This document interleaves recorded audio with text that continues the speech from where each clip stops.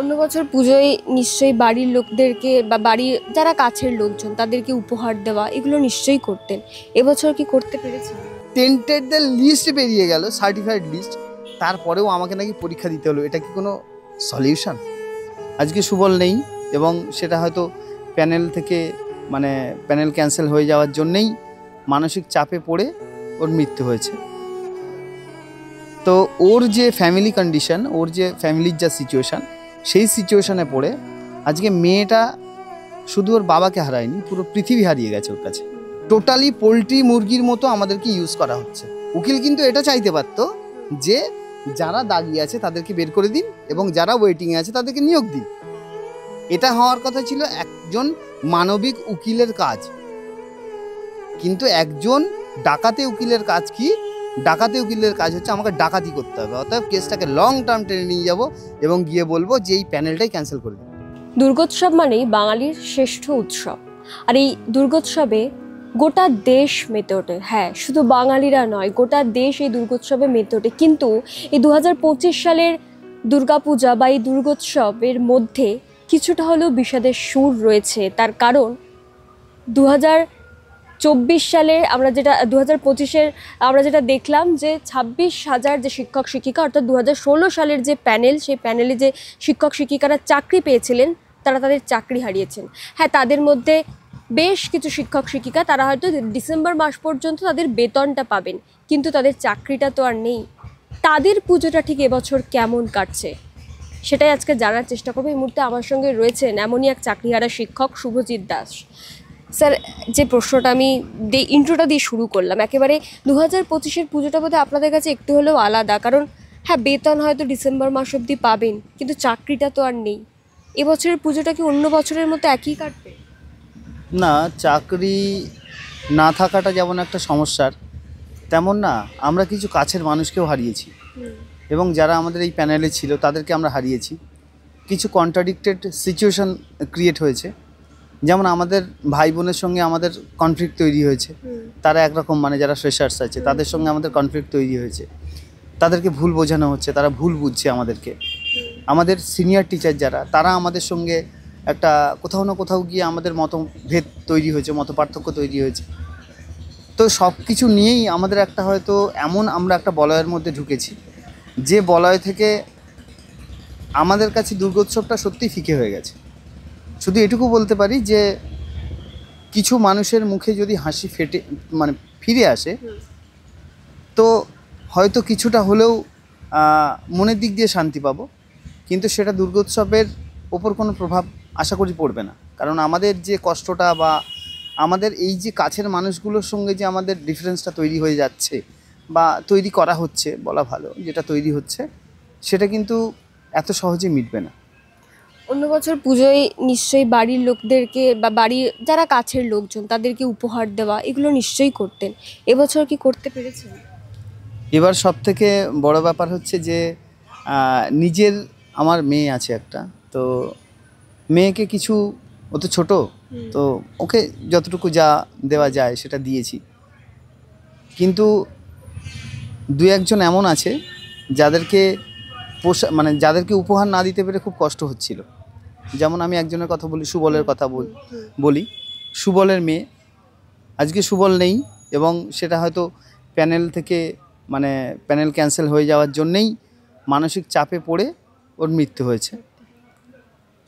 তো ওর যে family condition, ওর যে ফ্যামিলির যা সিচুয়েশান, সেই সিচুয়েশানে পড়ে আজকে মেয়েটা শুধু ওর বাবাকে হারায়নি, পুরো পৃথিবী হারিয়ে গেছে ওর কাছে। ও হয়তো জানতেও পারবে না যে আগামী ও যতটা দিন ওই পৃথিবীতে থাকবে, ওকে মা বলে বুকে টেনে নেওয়ার মতো লোকটাই নেই পৃথিবীতে, এরকম আর কি সিচুয়েশান।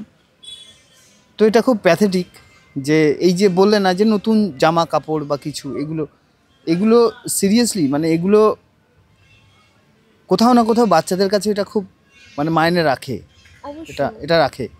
তো সেই জন্যেই আমার এবছরটা আমি কাকে কি দিয়েছি আমার এসব নিয়ে আমার কোনো মাথা ব্যথা নেই।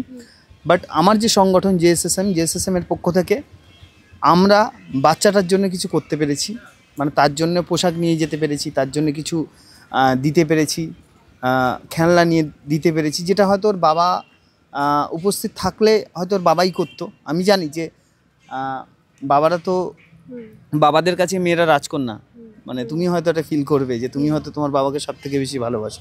তো যেহেতু ওর বাবা এখন, মানে এখন নয়, সারা জীবনের মতো ওর বাবাকে ও হারিয়েছে, কিন্তু ওর মামারা আছে, আমরা আছি। তো গতকাল যে আমরা নিয়ে গেলাম এবং নিয়ে গিয়ে যে ওকে উপহারটা দিলাম, ওর মুখের হাসি, মানে মেয়েটা খুব কম সময়ে হেসেছে, বাট ওটাই আমার কাছে এখন আপাতত, মানে আমার মনে হচ্ছে আমি অনেকটা শান্তিতে আছি। মানে গতকালের আগে পর্যন্ত যে অশান্তিটা আমি ভোগ করছিলাম সেটা হয়তো কিছুটা হলেও মিটেছে।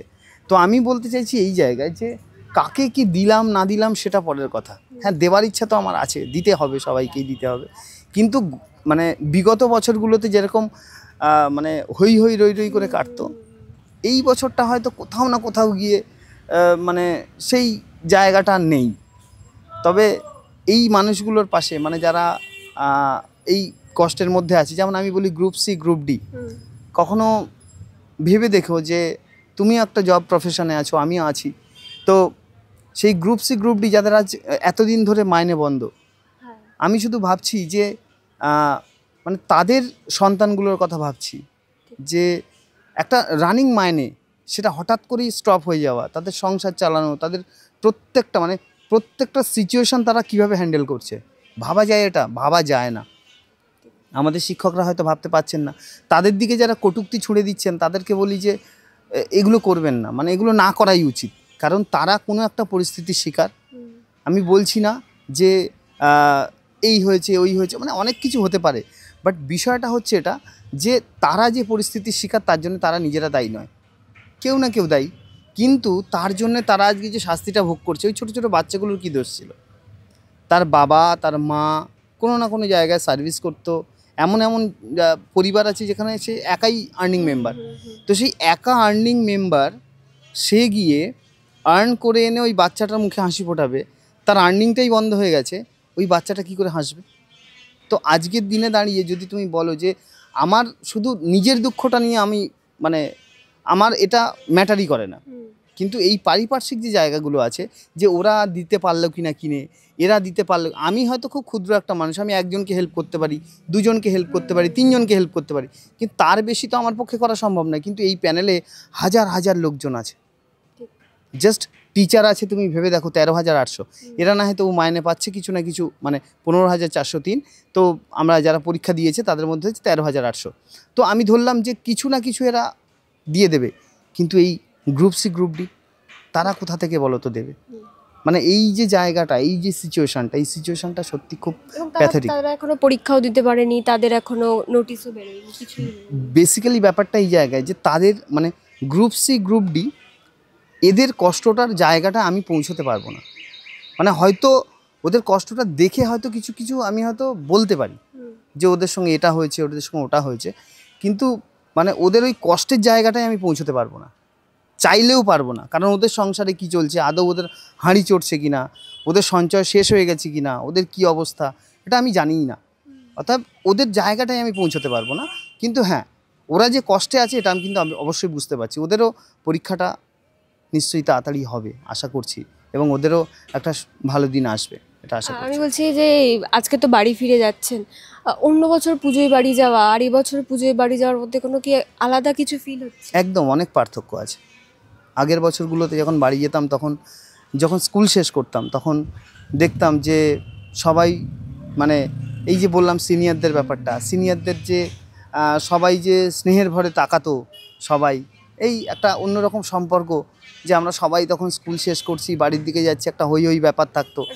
এখন সিনিয়ররা হয়তো একটু অন্য চোখে দেখে, মানে কিছু টিচারকেই অন্য চোখে দেখে তারা, কারণ তাদের মধ্যেও কনফ্লিক্ট তৈরি হয়ে গেছে, যে কিছু দাগি শিক্ষক ছিল তারা হয়তো বেরিয়ে গেছে, তাও ওরা বিশ্বাস করতে চাইছে না যে এরা ফ্রেশ শিক্ষক বা কিছু, বা এদের কোনো দোষ নেই, সেটা হয়তো অনেক সংগঠন বিশ্বাস করছে না, অনেক শিক্ষক বিশ্বাস করছে না।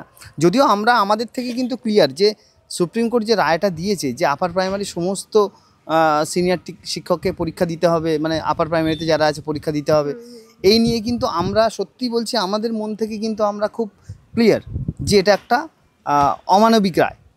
কারণ একটা মানুষের বয়স এখন যদি হয় 52 বছর 55 বছর, তাকে দিয়ে টেট পাস করিয়ে তারপর তার চাকরি কন্টিনিউ হবে, এটা আমরা সমর্থন করি না। ওরা আমাদেরকে সমর্থন করুক বা না করুক, ওভারঅল যে আমাদের জন্য আমাদের টিচাররা কতটা পথে নেমেছে, সেটার থেকেও বড় কথা হচ্ছে যে আমরা আমাদের জায়গাতে ঠিক আছি কিনা। মানে আমরা আমাদের সিনিয়রদেরকে কিন্তু মন থেকেই সমর্থন করছি যে এই জায়গাটা কিন্তু অন্যায় হচ্ছে, এবং আমরাও মন থেকে চাই না যে তারা পরীক্ষাটা দিক। কারণ তারা যখন পরীক্ষা দিয়েছিল রুলস আলাদা ছিল, তারা কেন এই সময় এসে আবার হঠাৎ করে এই বয়সে এসে পরীক্ষা দেবে? তো তাদের সঙ্গে যে আমাদের কনফ্লিক্টটা তৈরি হয়েছে, আমরা আমাদের মনের দিক দিয়ে ঠিক আছি, বাট তারা হয়তো কোথাও না কোথাও গিয়ে আমাদের মেনে নিতে পারছে না। তারা হয়তো ভাবছে না এরা পুরোপুরি বাদ হয়ে যাক, এরা স্কুল থেকে চলে যাক বা কিছু, যাই হোক, তাদের মধ্যে কিছু না কিছু থাকবে, ভালো মন্দ সবার মধ্যেই থাকে। তো তাদের সঙ্গে যে দূরত্বটা তৈরি হয়েছে, প্লাস আর একটা কথা বলি, যদিও প্রসঙ্গটা অন্য, তবুও বলি যে এই যে ছোটো ছোটো ভাই বোনগুলো যারা আমাদের সঙ্গে পরীক্ষা দিয়েছে, 10 নাম্বার নিয়ে তাদের একটা কনফ্লিক্ট হচ্ছে বা কিছু, তারা একটা ভেতর থেকে তাদের একটা কষ্ট হচ্ছে যে হ্যাঁ ওদেরকে 10 নাম্বার দেওয়া হচ্ছে, যদিও সেটা এক্সপিরিয়েন্স মার্ক। অনেকেই কিন্তু সমর্থন করছে যে না পাওয়াটা হ্যাঁ হ্যাঁ হ্যাঁ, অনেকেই সমর্থন করছে। এই যে বলছি, দু রকমের মতামত থাকতে পারে। তো আমি দেখেছি যে এরা কিন্তু আমাদের থেকে আলাদা নয়, এরা কিন্তু আমাদেরই। কোথাও না কোথাও গিয়ে আমাদের ছাত্র, আমার ভাই, আমার দাদা, বা দেখা যাচ্ছে আমার মানে খুব খুব কাছের এরা, আমার না হলেও তোমার, কারোর না কারোর কাছের। কিন্তু কোনো একটা অজ্ঞাত কারণে আজকে এরা আমাদের রাইভাল হয়ে গেছে, এবং সেটার কারণ একটাই, যে তাদেরকে হয়তো ভুল বোঝানো হচ্ছে, বিষয়টা সম্পর্কে ভুল বোঝানো হচ্ছে। অবশ্যই এটা যে 10 বছর 15 বছর পর পর যদি একটা পরীক্ষা হয়, তো সবাই চেষ্টা করবে যে সেই জায়গাটা অ্যাকোয়ার করে, সেই জায়গাটা ঢোকার চেষ্টা করবে। তো আমি শুধু একটাই কথা বলি যে তাদের ব্যথাতেও আমরা ব্যথিত, এমন নয় যে তাদের ব্যথাতে আমরা ব্যথিত নই, অবশ্যই তাদের ব্যথাতেও ব্যথিত, কিন্তু তার একটা সলিউশনও থাকবে। আমাদের সলিউশন কিন্তু একটাই, মানে আমাদের সবার মুখে হাসি ফুটতে পারে এক জায়গাতে, যদি সিট বৃদ্ধি হয়। মানে এখানে কিন্তু দ্বিতীয় কোনো অপশান নেই, কেস কাছারি করে লড়ে পয়সা নষ্ট করে অনেক কিছু করতে পারবো। মানে আমাদের যারা উকিল আছে না, মানে যারা বিরোধী উকিল আছে, তাদের কিন্তু ওটা ব্যবসা। মানে আমি তোমার চ্যানেলে জোর গলাতেই বলছি যে ওকালতি কিন্তু একটা পর্যায়ে গিয়ে ব্যবসা হয়ে গেছে। যারা ওকালতিটা সঠিকভাবে করে তাদেরকে আমি সম্মান জানাই, কিন্তু যারা ওকালতিটাকে রাজনৈতিকভাবে মানে স্বার্থ চরিতার্থ করার জন্য করে, এবং সেই সঙ্গে যারা পয়সা ইনকামের জন্য করে, এবং এই ছোট ছোট ভাই বোনেদেরকে যাদের কাছ থেকে টাকা নিয়ে তারা বেপথে মানে চালিত করছে, তাদেরকে আমি সত্যি ঘৃণা লাগে, মানে ঘেন্না লাগে যে এদের পড়ার কি দরকার ছিল, মানে ওকালতি কি দরকার ছিল পড়ার? আরে বাবা, অন্য কিছু চুরি করে খেতে পারতিস, অন্য কিছু করে খেতে পারতিস, ডাকাতি করে খেতে পারতিস। এরকমভাবে মানে ভদ্রভাবে এরকম ডাকাতি করার কি মানে, কি দরকার ছিল? এই যে 500 টাকা আজকে চাঁদা দিচ্ছে বা 500 টাকা কন্ট্রিবিউট করে যে কেসটা লড়ছে, সে কিন্তু নিজেও জানে না যে এই কেসটার আদৌ ফল কী। তাকে বছরের পর বছর তাকে লড়ে যেতে হবে। আমি একবার কেসের মধ্যে ঢুকে গেলে আমাকে কিন্তু বারবার টাকা দিতে হবে। এবং উকিল এরকমই, উকিলরা এরকমই যে তোমার 2টো পয়েন্টস আজকে বলবে, 6টা পয়েন্টস পকেটে রেখে দেবে। কেন? কারণ ওই যে ওরা তো ইউজ করবে, টোটালি পোলট্রি মুরগির মতো আমাদেরকে ইউজ করা হচ্ছে। মানে পুরো যে সমাজ, এই সমাজকে উকিলরা পোলট্রি মুরগির মতো ইউজ করছে। যারা এই মামলাটা করেছিল আদতে তাদেরও তো এই মামলাটা হয়তো কোথাও গিয়ে তারা জিতেছে, চাকরিটা আপনাদের চলে গেছে, কিন্তু তাদের কি আদতে কোনো লাভ হলো? কিছুই লাভ হলো না। বেসিক্যালি ব্যাপারটা এটা যে তাদের যেটা লাভ হতো, আমি কেন বলছি তোমাকে যে ব্যবসা হয়ে গেছে, তাদের যেটা লাভ হতো তাদের উকিল সেটাতে করেনি। উকিল কিন্তু এটা চাইতে পারতো যে যারা দাগিয়ে আছে তাদেরকে বের করে দিন, এবং যারা ওয়েটিংয়ে আছে তাদেরকে নিয়োগ দিন। এটা হওয়ার কথা ছিল একজন মানবিক উকিলের কাজ। কিন্তু একজন ডাকাতে উকিলের কাজ কি? ডাকাতে উকিলের কাজ হচ্ছে আমাকে ডাকাতি করতে হবে, অতএব কেসটাকে লং টার্ম টেনে নিয়ে যাব এবং গিয়ে বলবো যে এই প্যানেলটাই ক্যান্সেল করে দিন। তাতে কি হলো? তাতে দুদিক দিয়ে লাভ হলো। একটা হচ্ছে যে কিছু যোগ্য ছেলেমেয়ের চাকরি গেল, তারা আবার নিঃস্ব হয়ে গেল, গিয়ে এবার তারা আবার কেস লড়তে যাবে কোনো না কোনো জায়গাতে। তাহলে দেখো, পয়সা তো কোনো না কোনো উকিলের পকেটেই যাচ্ছে, ঠিক আছে, ওটাতে যাচ্ছেই। কেউ ভালো হতে পারে, কেউ খারাপ হতে পারে। আর দ্বিতীয় কি হলো, যে বঞ্চিত যারা ছিল, আমি ধরেই নিচ্ছি বঞ্চিত যারা ছিল, তাদের কাছ থেকে পয়সা নেওয়ার আর একটা রাস্তা তৈরি হলো। মানে তারা আবার যাবে কেস করতে, আবার পরীক্ষা দেবে, আবার এই যে আবার কথাটা, এই আবার কথাটা উকিলরা খুব ভালোভাবে ইউজ করে, মানে খুব ভালোভাবে ব্যবহার করতে জানে। তাই কিন্তু বারবার একটা কেস থেকে তারা কিন্তু লক্ষ লক্ষ কোটি কোটি টাকা কামিয়ে নিচ্ছে। আমরা সব বুঝতে পারছি, কিন্তু কিছু করতে পারছি না। কেন?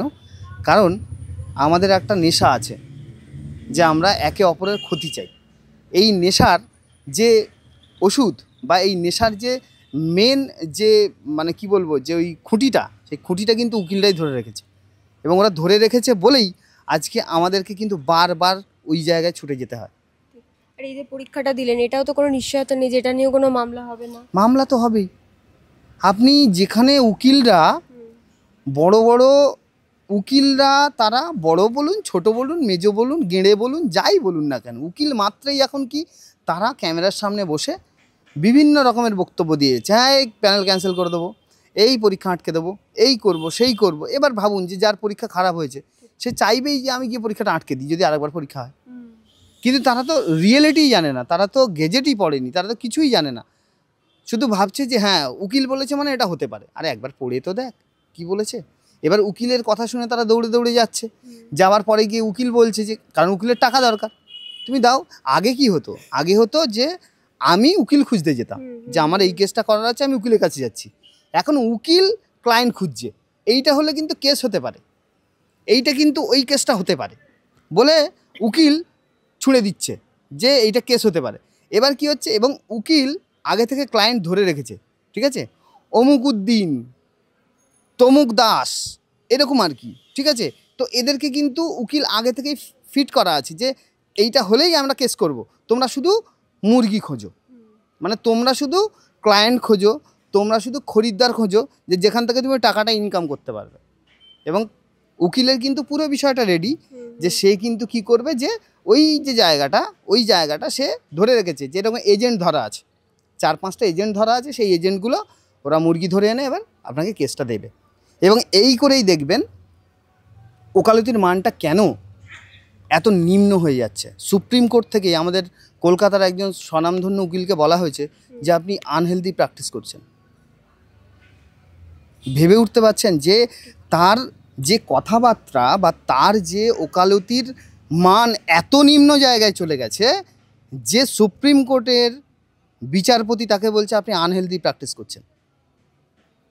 মানে উকিল ওকালতি মানেটা কি? আপনি সত্যিটাকে উদ্ঘাটন করবেন, সত্যিটাকে এমনভাবে গলায় পা দিয়ে সেটাকে তার শেষ নিঃশ্বাসটুকু এমনভাবে বের করা হচ্ছে যে সামনে বসা লোকটাও পুরো পরিষ্কার বুঝতে পারছে যে লোকটা পুরো ভুলভাল যুক্তি দিচ্ছে। কিন্তু ওই যে টাকা, চেয়েও তো আপনি কিছু করতে পারবেন না, কারণ ওটা ব্যবসায় পরিণত করেছে, সেই জন্য আজকে এই অবস্থা। তাহলে পরীক্ষাটা দিয়ে তো কোনো লাভ হলো না। না, লাভ হলো না বলবো না, অবশ্যই এখনও পর্যন্ত যতটুকু যা দেখেছি তাতে স্বচ্ছতা এখনও বজায় আছে। আমার যেটা ব্যক্তিগত মতামত, স্বচ্ছতা বজায় আছে। এবং যদি কোনো একটা ক্ষেত্রে মানে সুপ্রিম কোর্টের যে রায় বা যেভাবে যা ওরা সেট করেছে, তাতে আমার মনে হয়েছে যে প্রত্যেকটা জিনিস তো পার্ট বাই পার্ট হচ্ছে।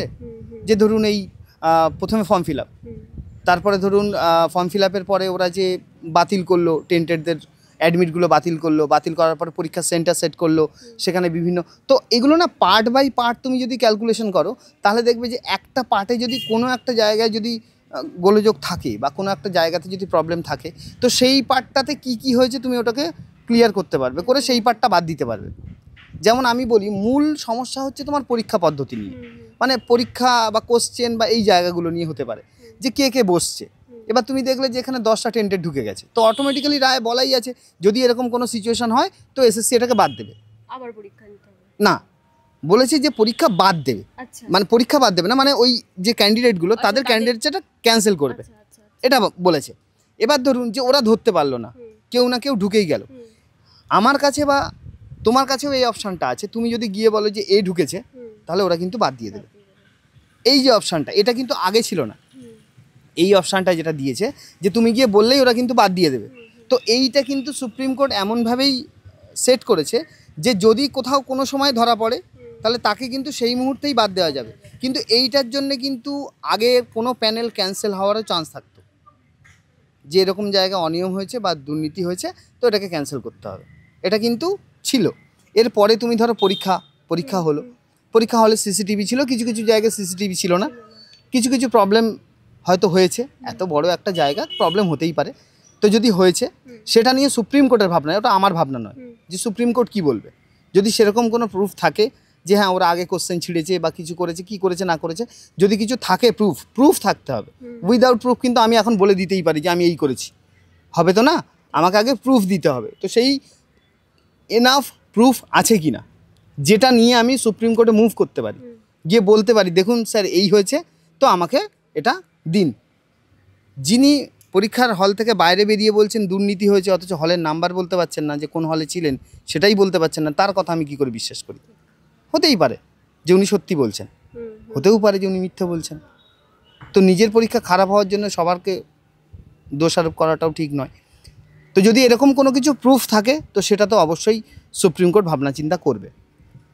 এবার ধরুন কোশ্চেন নিয়ে অনেকের অনেক প্রবলেম আছে, ঠিক আছে, কারণ আমাদের যে বিরোধী দলনেতা একটা সময় ছিলেন উনিও বললেন যে কোশ্চেন খুব সোজা হয়েছে। আমি জানি না, উনি হয়তো পরীক্ষা দিয়েছেন, প্রত্যেকটা প্রশ্নেই হয়তো উনি পরীক্ষা দিয়েছেন, তাই হয়তো ওনার কাছে কোশ্চেন সোজা বলে মনে হয়েছে।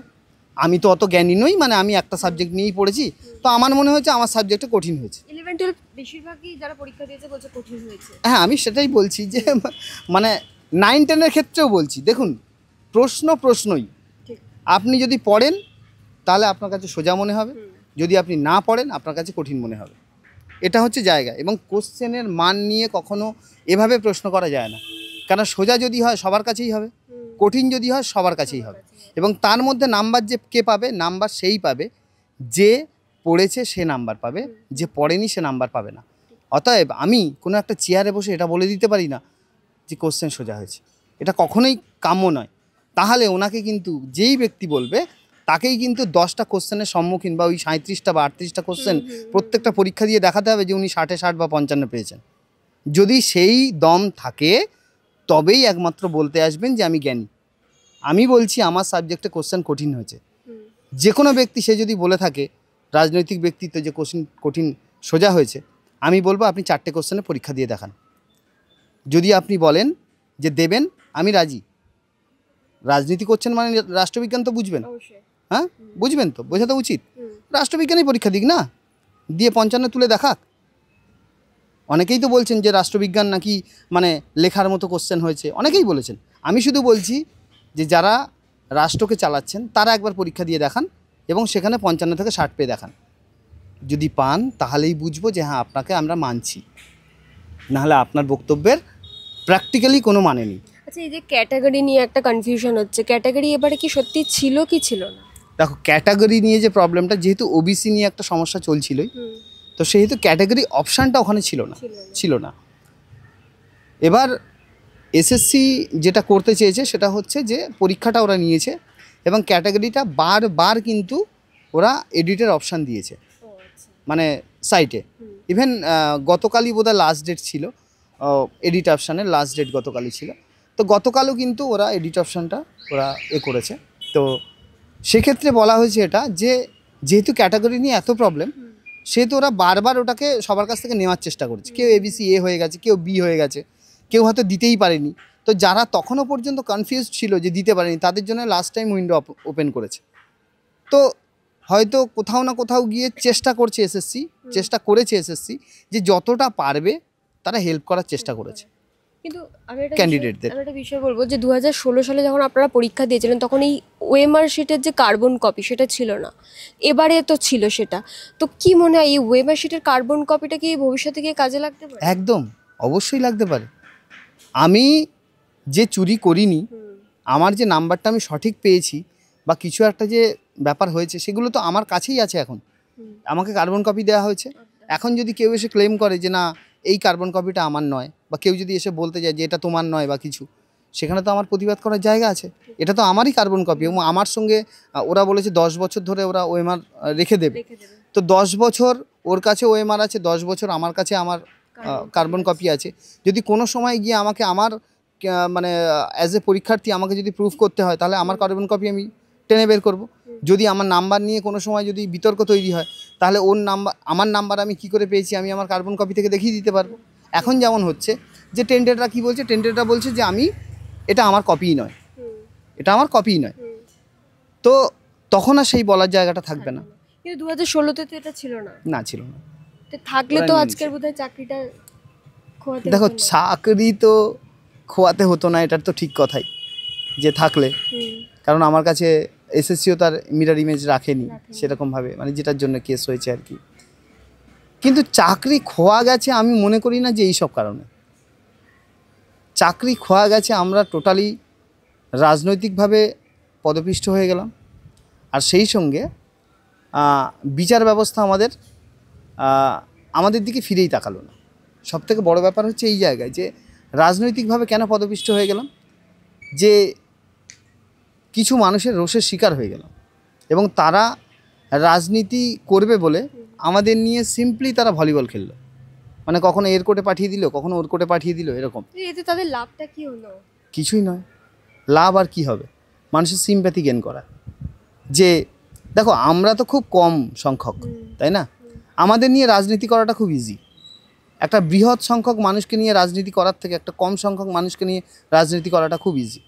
তুমি যদি ক্যালকুলেশন করো যে প্রত্যেকটা স্টেটে তুমি মানে ডিস্ট্রিক্টে যদি যাও, তাহলে আমাদের টিচারের সংখ্যা কিন্তু হাজারেরও কম, তাই না? তো একটা ডিস্ট্রিক্টে 1000 জনকে নিয়ে রাজনীতি করাটা ইজি না? তাকে বলে দেওয়াটা খুব ইজি না যে এ চোর? আমি তো এটা প্রুফই করতে পারছি না, আমার কাছে 1000 প্রমাণ থাকলেও আমি প্রুফই করতে পারছি না, এবং কোর্ট সেই জায়গাটাই আমাদেরকে দিল না। সবই বলল তোমরা এই এতে আছো, তোমরা নিশ্চয়ই জানো, আনটেন্টেড বললো, আমাদের চাকরি 31 ডিসেম্বর পর্যন্ত রেখে দিল, পরীক্ষাও দিতে দিল। এবার এটা কি সলিউশন যে আমি আনটেন্টেড টিচার, আমার স্যালারি ঢুকছে, টেন্টেডদের লিস্ট বেরিয়ে গেল, সার্টিফাইড লিস্ট, তারপরেও আমাকে নাকি পরীক্ষা দিতে হলো? এটা কি কোনো সলিউশন? আর এখন পরীক্ষা দেওয়ার সেই মানসিকতাটাও তো ছিল থাকে কোনো দিন? মানে তোমাকেই বলি যে একটা সময় পর্যন্ত পরীক্ষা জিনিসটা মেনে নেওয়া যায়। আমি যে বলছি, আমি কেন এখন পর্যন্ত আমি আমার সিনিয়রদের পাশে কেন আমি আছি, যে ওরা কেন পরীক্ষা দেবে। আমি আমার সিনিয়রের পাশে এই জন্যেই আছি কারণ আমি সিচুয়েশানটা জানি। আজকে আমি ওর প্রতি প্রতিহিংসা পরায়ণ নই। আমি আমার যে সিনিয়র, আমি জানি যে ওনার শারীরিক মানসিক কন্ডিশন কি সেটা আমি জানি, কারণ আমিও এই জায়গা দিয়েই যাচ্ছি। আমি না গেলেও আমি একই কথা বলতাম যে ওনাকে পরীক্ষা দেওয়ানোটা মানে অনৈতিক, এবং যিনি এই রায় দিয়েছেন তার আবার দ্বিতীয়বার ভেবে দেখা উচিত। কারণ একটাই, যে ওনার কিন্তু কোনো দোষ নেই এখানে, উনি যে সময় চাকরি পেয়েছিলেন ঠিকঠাক ছিল, কোনো অসুবিধা নেই। কিন্তু বিষয়টা হচ্ছে যে আমাদের জন্য এই কথাটা সবাই ভাবেনি, কেউই ভাবেনি। মানে আমাদের জন্য যদি ভাবতো, শিক্ষক কুল যদি ভাবতো, তাহলে হয়তো তারা আমাদের পাশে এসে দাঁড়াতো, এবং এতটা রাজনীতির শিকার বা এই যে মানে কোর্ট যে বিষয়টা করেছে, হয়তো এতটাও আমাদের সঙ্গে হতো না, চাকরিটা হয়তো যেত না। মানে একটু যদি সবাই মিলে আমাদের পাশে দাঁড়াতো, তাহলে হয়তো সত্যের জয়টা হতো। এখন যেটা হয়েছে যে রাজনীতির জয় হয়ে গেল, বিচার ব্যবস্থার মানে কালো দিকটা হয়তো প্রকাশ পেয়ে গেল, কিন্তু হয়তো আমাদের চাকরিটা থেকে যেত এগুলো না হলে।